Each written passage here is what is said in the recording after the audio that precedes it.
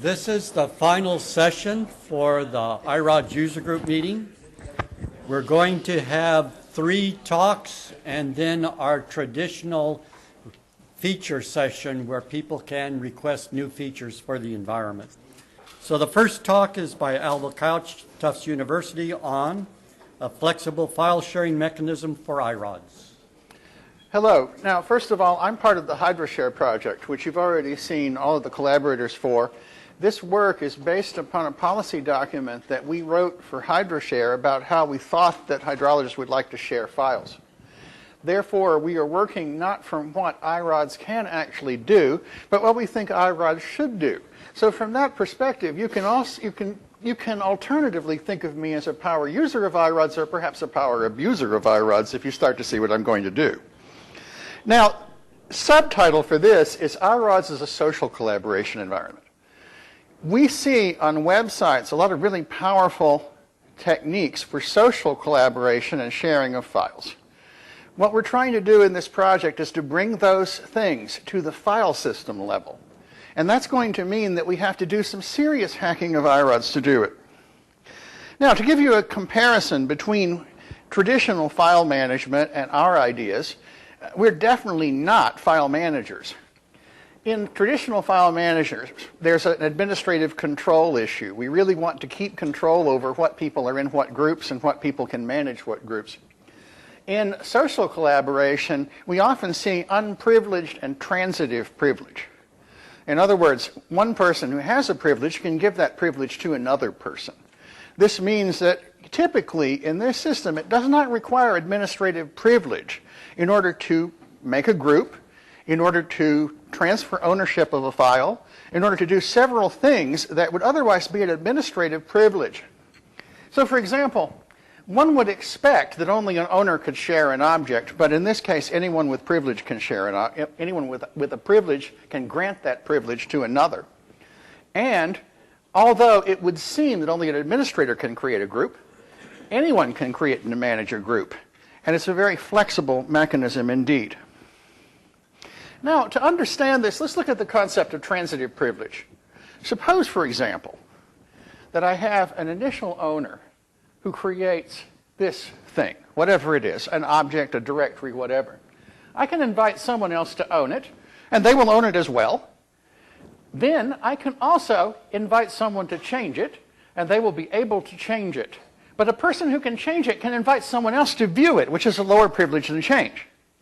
I could then decide that this person does not have enough privilege, so I can invite to own. The result would be ownership because of additive privilege. Owns plus can view equals owns. Now, there are several things in this system that are somewhat unusual. For the first thing, it keeps track of provenance over changes and keeps track of who changed what when. This means that there is an undo rule for transitive privilege. Rather than being something that you just set and forget, you are allowed to undo any privilege that you granted.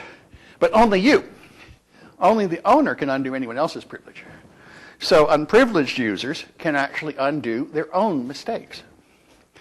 Now, the basic question is, why not do this inside iRODS itself? We built a website. We were planning to do this inside the website. But we found an increasing need to have the access that we have inside the website be reflected in iRODS so that we could use the tools that we saw today. The DFC browser, the iPlant iDrop, and everything else. So that means that we need to be able to reflect the access control that we're using on our website in a native form inside iRODS. And I mean a native form that actually encompasses every form of access to iRODS, including standard bus access, REST access, and so on. Now, you can also say that I might be crazy. Now, yes, and I say, yes, I probably am crazy, but that's what social media does to people. But iRODS could actually do this.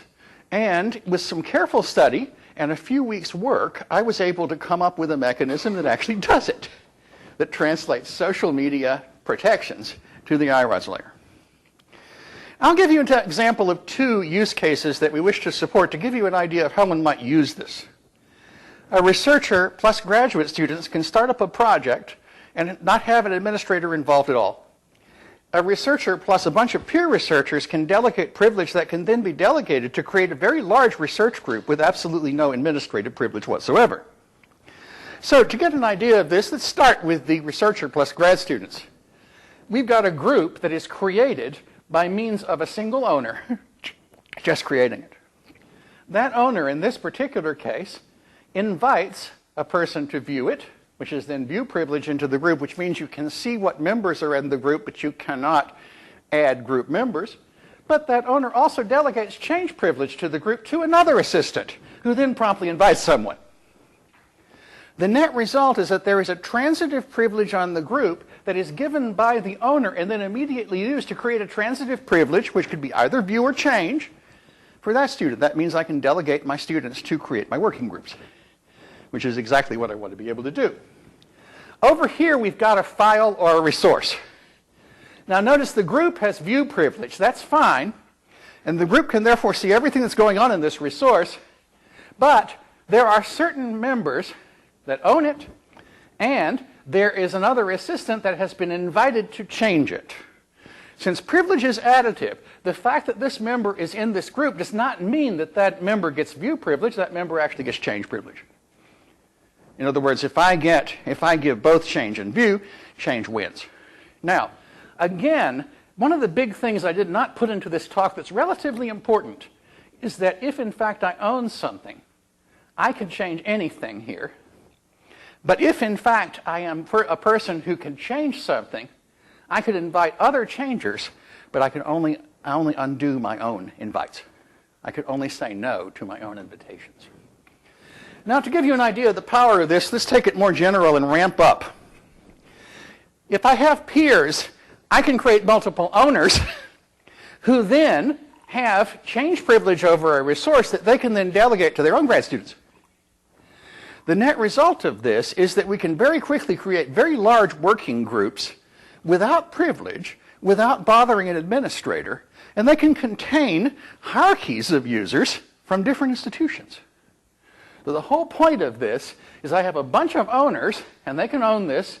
The group can change, and if I add other students to the group, they'll be able to change. They will be able to change that resource. So that gives you a basic idea of what I'm doing here. Now, there are a few options for implementation. The strategy I tried to use and actually managed to get more or less working is dynamic policy enforcement points. This is a 4.1 feature. And actually, I'm now, with all the things I've been told here, going to change my implementation. I've gotten several ideas from the last 5 talks. So I'm actually going to be changing it. I considered several options for authorizations. Putting them in iRODS ABUs did not seem sufficiently secure at the time. Apparently, that's been changed a bit. There's a bit better control over that right now. I was talking with some people outside the door just now. In iRODS ACLs, I had a terrible time dealing with provenance and the undo rule. I could post these to ACLs, but I would also need a provenance database. So right now, I kept the database. I kept the provenance database, but I'm actually expecting that due to some things that I was told by the folks in the Netherlands who did the group talk last afternoon, I can actually reflect the results of this into ACLs, which means I'll be able to have native-looking protections, but I'll show you what I do now instead. And the final thing is, in the ICAT catalog, too brittle. Some people said, well, okay, you can do that. You can fork the catalog and do that. But I really did not want to do that. So I ended up putting it in a separate database parallel to ICAT. That's where the provenance data actually is. Now, the present architecture looks like this. There is a database that actually feeds and drives dynamic policy enforcement points for open, change, etc. All of the various operations. These are pre-enforcement points. There is an API, which is in Python, that is actually driven by the Django website and the Django calls. This API tells the iRODS database, the iRODS share database, what to do in SQL. And SQL transactions then enforce that by deny. Now, this is a little bit of a tricky hack. It actually works, but I'm actually running the reverse of the standard security protocol. Okay? So, external clients can get in via Django REST. They can go to the website. They can put various protections in, but then anything that goes into those dynamic policy enforcement points is protected by those policies. It's a subtractive access control mechanism. The way it works is that every user is a member of the HydroShare group, and every member of the HydroShare group gets write access to everything. Right now, we're not using native owner access at all. We're keeping everything owned by HydroShare. The policy enforcement points deny access by throwing a permission denied error. In 4.1, that will stop the access. It wouldn't stop it in 4.0, and I'm very much appreciative to the iRODS team for giving me that feature, because that makes this whole thing possible. And that is, all that's not denied is permitted. So the policies are quite complex, and I think that since I only have a few minutes, I'll just go with them very quickly. Grantors can revoke privilege, and object owners can revoke any privilege.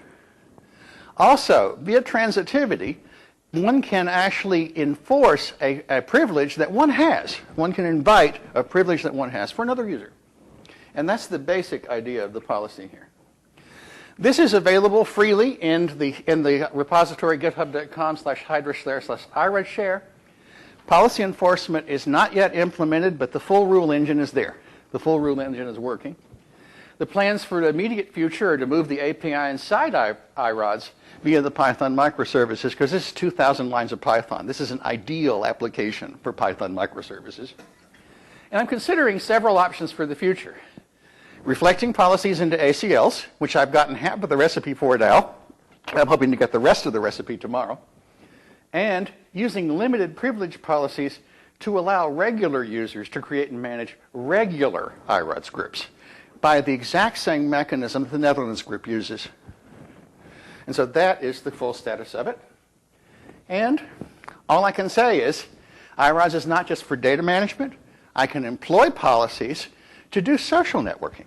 And these policies bring collaboration facilities from websites to the file system level. Thank you.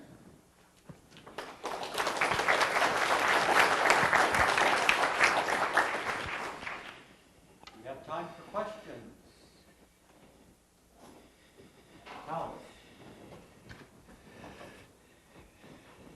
Very interesting talk.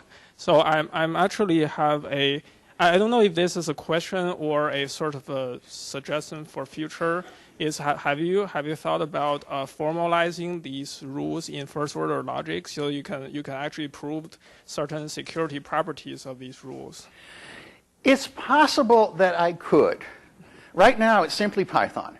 And right now, it's a bunch of database transactions with preconditions. In other words, it's a rule engine, and it looks like a workflow engine, but it's written in pure PostgreSQL.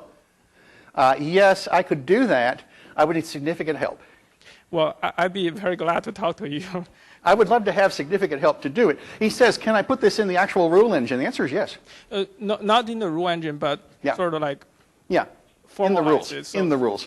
Yeah, so we can formalize it in a more abstract language than the rule engine. So we can actually say, okay, these policies ensures that, say, outsiders never get this thing, even through a chain of delegations. They never get the thing they never get the privileges that they're not supposed to get. That kind of thing.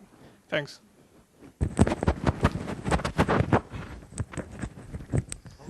Thank you.